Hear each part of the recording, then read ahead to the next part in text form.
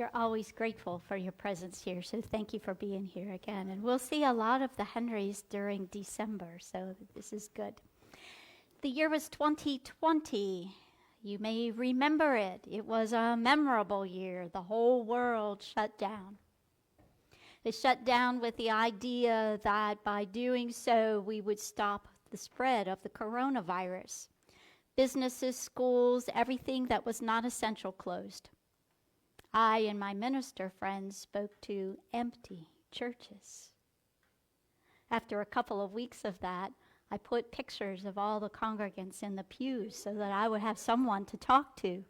It was a very lonely Sunday morning. So people experienced a lot of sadness and despair, fear and uncertainty, loneliness. Some businesses that closed never reopened again. Children did eventually go back to school, but the graduating seniors missed all of those events that mark senior year. But they're thriving, they're doing okay. And there was another side to this experience. People connected by phone and over fences. Families took walks as whole units after dinner. That was a beautiful sight. People bartered for what they needed. I can remember preparing a meal for a family in exchange for toilet tissue. Remember when we couldn't get toilet tissue? And I made them a meal and I had my needs met. People checked in on one another to be sure that others were well and doing okay, at least getting by. November of 2020 arrived and there didn't seem to be any hope in sight. It was a long year. And I thought perhaps if I could find even one thing, one small thing that I was grateful for each and every day, then maybe I could bolster myself enough to be useful and helpful to others. So earlier in that year when the flights ceased, I would sit in my backyard and I noticed different bird calls that I hadn't heard before. With children home learning virtually, they went out into the yard for breaks and I could hear the children laughing. Oh, that's music to my ears. There was, in spite of all the appearances, there were still things, many things to be grateful for. So I decided to entice gratitude from others with the idea of this grateful tree. I must say it was really fun to watch people stop on their walks and write on the hearts what they were grateful for and tie them to my tree. One afternoon, Saturday afternoon, I was sitting on my sofa and I had a very large window and I could look right out and a car drove past and in just a few seconds it backed up and it parked in front of my house and two elderly gentlemen got out and wrote their gratitudes, hung them on the tree and drove away. It was just a beautiful sight to see. It was such a fun experience that I set up a grateful tree every November, and the next slide, there it is, that's this year's version of my grateful tree. And it causes people to stop and pause and just to remember something that they're grateful for. So gratitude and thanksgiving are a threshold to abundant living. When we express heartfelt, authentic thankfulness, not just words, but the feeling of gratitude and the action of gratitude. You know, we can't fool the universe by just reciting words, oh, I'm grateful for. But when we feel that gratitude, hopefully you felt that at one point during our meditation today, that we say to the universe, yes, More of this, please. More of all of these things that we're grateful for. We hardwire our brain. We soften our heart. And we look at what we do have rather than what we perceive, what we decide is missing. When I think of gratitude, I think of the scripture 1 Thessalonians 5:18, which begins, "In all things give thanks." My first thought reading that was, really? Are you kidding me? In all things, in war, in illness, in poverty, in addiction, in violence, give thanks? So I looked at a dozen or so translations of the scripture, and they all said, in all things or in all circumstances. Each and every version of the Bible that I looked at said, in all things. It doesn't say for all things. In all things.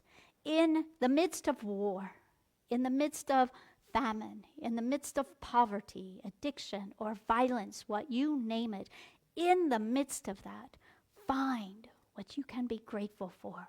Find something. And if you haven't read the book Man's Search for Meaning by Viktor Frankl, it is a masterclass on finding something to be grateful for. Find the gift.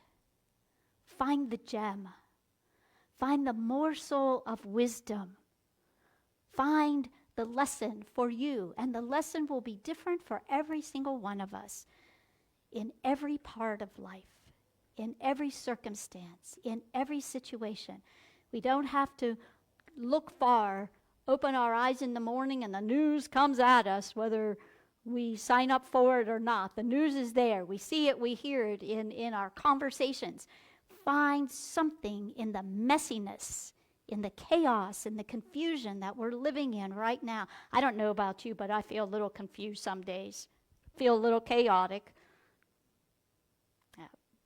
Find something that you can be grateful for. And I know you're sitting here and you're at home, that you live this way of knowing that something good is in everything. How can we become fluent in gratitude? My friend used that with me this week, and I thought, oh, I really like that. I want to be fluent in gratitude. And how I can do that is by living mindfully. You know, my alarms on my phone call me to stop. Notice what I'm thinking about. And, truth be told, in all honesty, sometimes my thoughts are not very healthy, very kind, very good. Sometimes I'm judging, critiquing the landscape of life today. I'm sharing my opinions, maybe just with my pup Elliot, but I'm sharing my thoughts. I'm putting the energy out there. But be mindful of what's going on, what we're allowing into our mind and body, and then what we're putting out. Notice our words. Are we affirming our lack and our limitations, our not enoughness? Or are we speaking and opening to the gates of abundance? Are we opening to the unlimited potential, that realm of infinite possibility? Are we opening to that? Sometimes not, right? But when we live mindfully, we notice more quickly when we are not opening, when we're shutting down, when we're seeing the lack and the limitation and the negativity. And when we live mindfully, we can let that go. We can change our thoughts like that. Try not to think about a pink elephant right now. We can change our thoughts like that. We notice our actions. Are we taking steps? Are we doing the work that's ours to do to bring our life of abundance, of goodness, of peacefulness and wholeness into manifestation? Are we doing all that is ours to do? Chopping wood, carrying water, those real practical everyday things to create and co-create our life. For the first time in a few years, Unity of Augusta is heading toward the end of this year in a financial deficit. Our expenses are greater than our income. So what is ours to do about that? First and foremost is we express our heartfelt gratitude for the abundance that is ours. This spectacular chapel.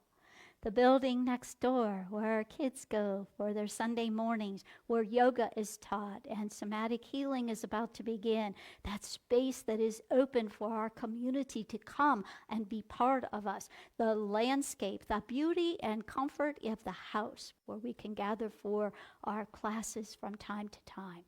The gardens, the meditation space. Oh my gosh, are we abundant or what? We are infinitely abundant. And we affirm that God is our source. God is our source. Everybody here, everybody online who shares of their generosity and their financial abundance, we are the vessels. God is our source. So we continue to affirm that. And then we work by keeping everybody informed, letting you know what our finances are. It's in our e-news every week that it goes out, and we ask for what we need. This is what we need to be able to get through the next months. And we stand in our faith. We give thanks for what we have, and we just finished the book, The Lazarus Blueprint. Remember the advanced gratitude? We give gratitude in advance for what's on its way, just as we do in our personal lives. And we're going to visit a thought by Myrtle Fillmore. I think it's the next, yes. This is from our co-founder, Myrtle Fillmore. So read it with me on the screen. Begin right now to talk plenty, think plenty, and give thanks for plenty. Simple, right? Simple. We just need to remember to do this. So earlier this year, our Tuesday book study worked with the book called Wake Up Grateful by Kristi Nelson. It's a transformative practice for taking nothing for granted. It was an amazing book to study together and dissect together, and she created guiding principles for grateful living. So let's look at them together. The first one is life is a gift. Do you believe that? When you wake up every morning, do you believe that life is a gift? Do you wake up, good morning, God? Or do you wake up, good God, morning? That was a nervous laugh. Do you see that truth that every morning is a gift? A gift. Do you embrace the day for the potential and all that can come your way? All the adventures that every day brings.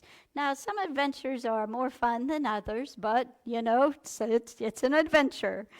Do you look at it as, oh man, what can happen today that is fun and exciting and enticing?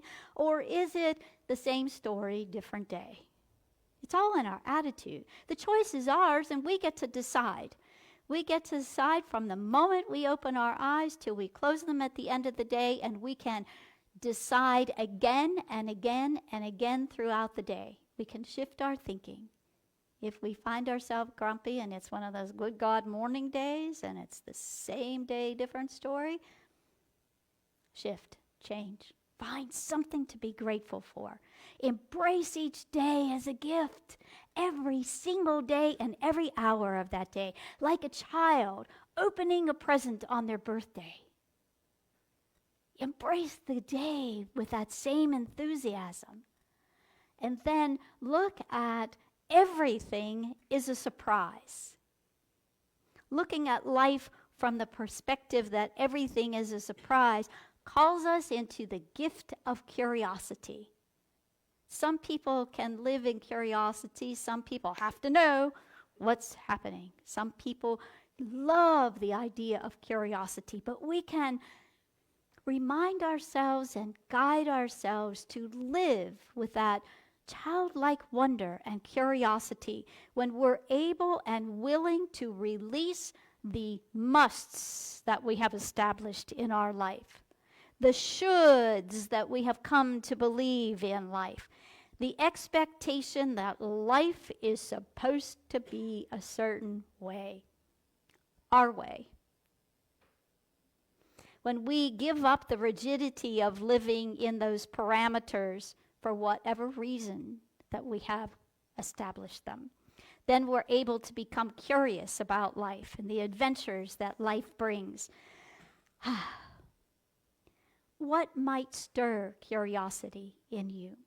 For me, I learned a long time ago to sit with the words, I wonder. I wonder how this is going to work out. I wonder what I should do about this. I wonder how that could even be possible. And when I sit with the idea of wonder, amazing, marvelous, wonderful things happened. I was working in places and spaces that I knew there was something more. I knew that there was something different for me to do. Sitting with I wonder carried me to Dallas, Texas from Fort Lauderdale, Florida. Leaving my family behind. That's what I wonder did for me.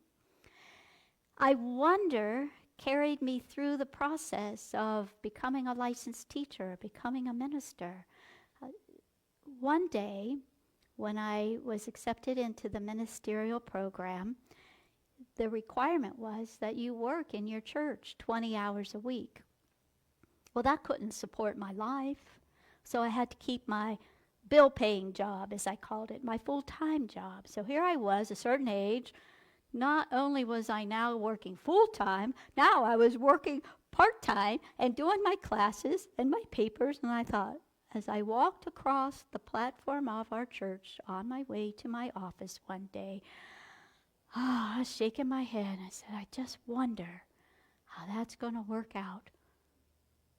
And 2 weeks later, my minister went to work for Unity Worldwide Ministries, and the church invited me to be their spiritual leader while I went to ministerial school. I wonder how the situations of your life will work out if you allow that curiosity. I wonder. A friend of mine uses the phrase that takes them to curiosity, I can't wait to see. I can't wait to see what happens. I can't wait to see. So find that phrase that calls you into curiosity and allow yourself to live in that state of wondering. Look at life that ordinary is extraordinary. I don't know about you, but to me there's nothing ordinary about a sunset or a sunrise. There is no ordinary blossom opening in spring. There is no ordinary leaf falling from the trees. They're unique and beautiful and glorious in their own right. There is nothing ordinary about time with my grandchildren. Nothing ordinary about tea with a dear and treasured friend. Nothing about those moments is ordinary. It is extraordinary. Some of you know that I use this book. It's a little bit tattered. I fostered a dog who liked the book as well and chewed on it from time to time. I use this book by Richard Rohr called Just This, and it's divided into weekly themes and monthly practices for me. And the very first practice, I think so far, is my favorite. It is beholding. Now, we don't typically use the word behold. In the Bible, we hear it, the angel said, behold, I bring you great joy and good news. It was something marvelous was about to happen. Something beautiful was about to come. Something big was on the horizon.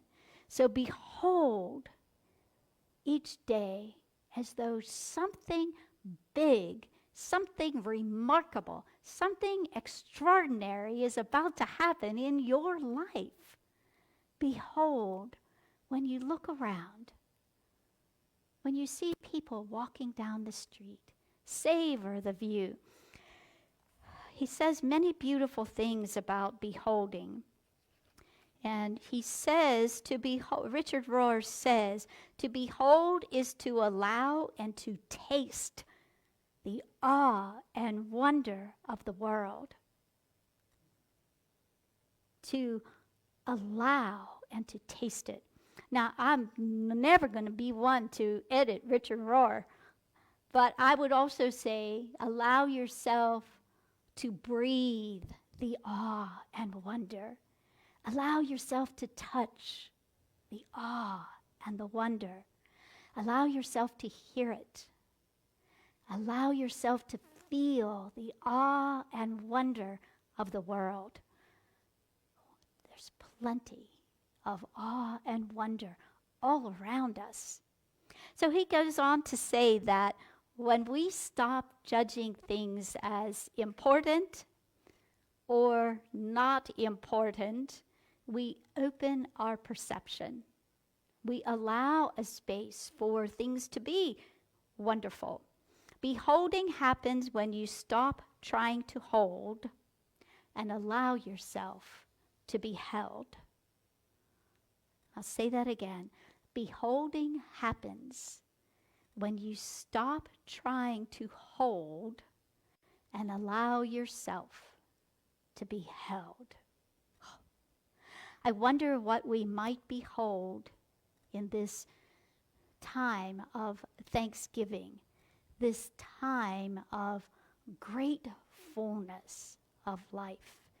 So we move on to appreciation is generative. This is a very fine example of the law of mind action. Thoughts that we hold in mind tend to produce more of the same kind. You know, when you're in that downward spiral, you can gather up a whole bunch of thoughts that take you further down until you're in gloom and doom and despair. And when we are lifting ourselves in those thoughts of wonder and curiosity and abundance and gratefulness, it spirals upward too. So those thoughts that we hold that carry us upward, they gather more of themselves too. When you start noticing things to be grateful for, there's more to be grateful for. There's more that you see. It's also the law of attraction. What we invite to stay in our thoughts tends, with consistency and enthusiasm, tend to come into manifestation. So we use care in what we allow to stay. And we land on love is transformative. For whatever appears to be good, going awry in life, surround it in love, smother it in love, not just in the words, but in the actions, in the thoughts, and equally important, in the beliefs. Look deeply into those things that you believe in life. And where is the love that's under what you believe? And if you can't find love underneath your beliefs, time to go. Because love is the essence of everything. Surround the sore parts of your physical body with love. Surround the aching spaces of your heart with love. Surround that broken or damaged relationship with love. Surround every hurt that you experience with love. Love is that healing power that knits us back into wholeness. I've spoken a number of times about a place called Thistle Farms, and it's a place where women who have been victims of the sex trade industry go to live, to recreate, to restore their lives. The theme of Thistle Farms is love is the most powerful force for change in the world. Love heals. love is transformative. We are always practicing something. So to gain fluency in that practice of gratitude rather than complaining, practice gratefulness. It leads to great fullness. Rather than controlling, practice gratefulness. Rather than othering, practice gratefulness. Rather than judging, practice gratefulness. Rather than just about anything else, practice gratefulness. So allow this holiday of giving thanks to be a springboard, an underpinning for receiving the gifts of Advent, that we prepare our hearts, our spirits for the birth and rebirth of that Christ essence in us. Allow gratefulness to be the undercurrent of your faith. Allow gratefulness to be the river that flows beneath the peace. Allow gratefulness to be the seed that grows love. And allow gratefulness to be the cause of your joy. In this season of Thanksgiving, I give great thanks for this spiritual community.